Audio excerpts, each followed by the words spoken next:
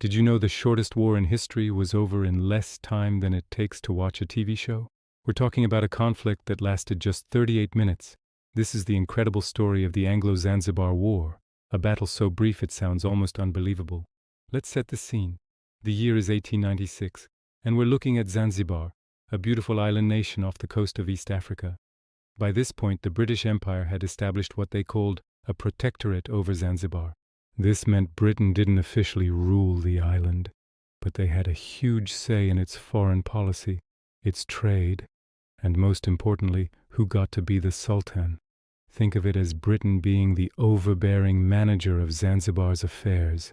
This arrangement was designed to protect Britain's lucrative trade routes in the Indian Ocean and ensure a friendly ruler was always on the throne. But what happens when someone unfriendly decides to take that throne? Well, that's where our story begins. On August 25, 1896, the pro-British Sultan of Zanzibar, Hamad bin Thuwaini, suddenly died. Some whispered he was poisoned, but regardless, his death created a power vacuum, and into that vacuum stepped his cousin, Khalid bin Barghash. There was just one problem.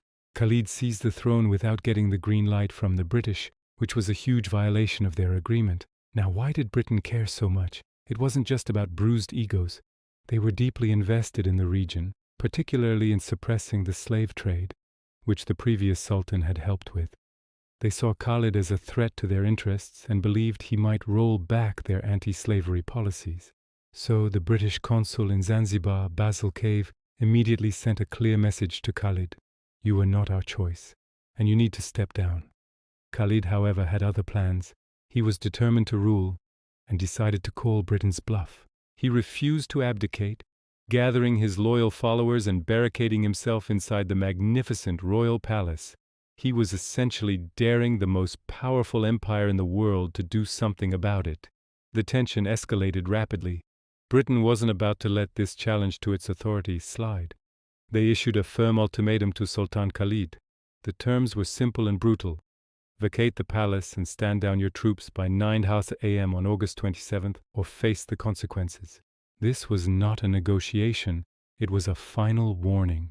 Khalid, however, chose defiance. He was convinced the British wouldn't actually open fire. He rallied about 2,800 men, a mix of palace guards, civilian volunteers, and even some of his slaves, arming them with whatever they could find. He had a few old cannons, some machine guns, and a single-armed yacht, the HHS Glasgow, anchored in the harbor. From his perspective, he was making a stand for Zanzibar's sovereignty.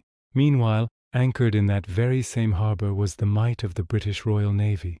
Waiting for the clock to strike 9 were several powerful warships, the cruisers HMS St. George and HMS Philomel, and the gunboats HMS Thrush and HMS Sparrow.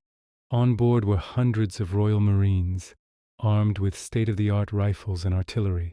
The technological difference between the two sides was staggering. It was like bringing a horse to a Formula One race. The British had modern, long-range naval guns that could level a building from miles away. Khalid had cannons from a bygone era. The deadline was set. The forces were in place. The world held its breath. At 9 a.m. on August 27th, the ultimatum expired. The British admiral gave the order. 2 minutes later, at 9:02 a.m., the Royal Navy unleashed a devastating bombardment. The steel-hulled warships opened fire on the wooden palace. The shells tore through the walls with terrifying ease, reducing the ornate structure to a blazing inferno of splintered wood and rubble. The Zanzibari forces tried to fight back. Their cannons fired, but the shots were largely ineffective against the armored British ships. In the harbor, the Sultan's prized yacht, the HHS Glasgow, bravely fired upon the British fleet. It was a hopelessly outmatched gesture. A single British cruiser returned fire, and within minutes the Glasgow was a wreck, sinking beneath the waves. The palace was engulfed in flames, its flagstaff was shot down, and the defenses crumbled almost instantly.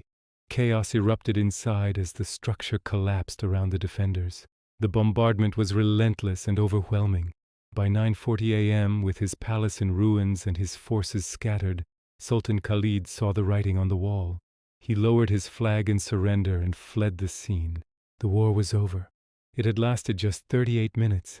The aftermath was tragically one-sided. An estimated 500 of Sultan Khalid's defenders were killed or wounded in the brief, intense bombardment. The magnificent palace, a symbol of Zanzibar's history and culture, was left a smoldering ruin. On the British side, the casualties were minimal. In fact, only one sailor was slightly injured. The power disparity was laid bare in the most brutal way possible. So what happened to the defiant Sultan Khalid?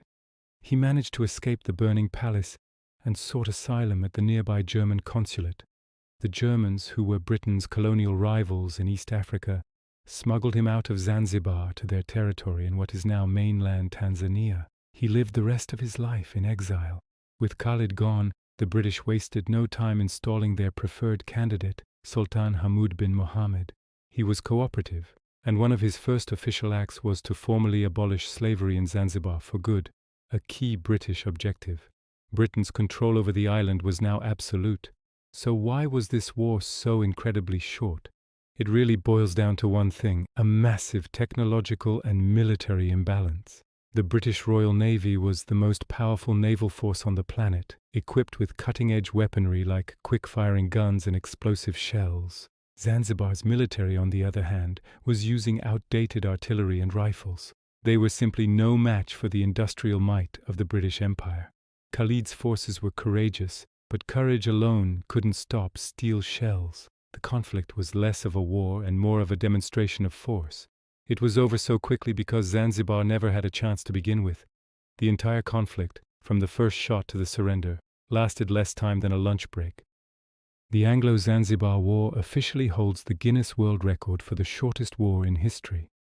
While it might seem like a bizarre historical footnote, its impact was significant. It cemented British dominance in East Africa for decades to come, sending a clear message to any other potential challengers in the region.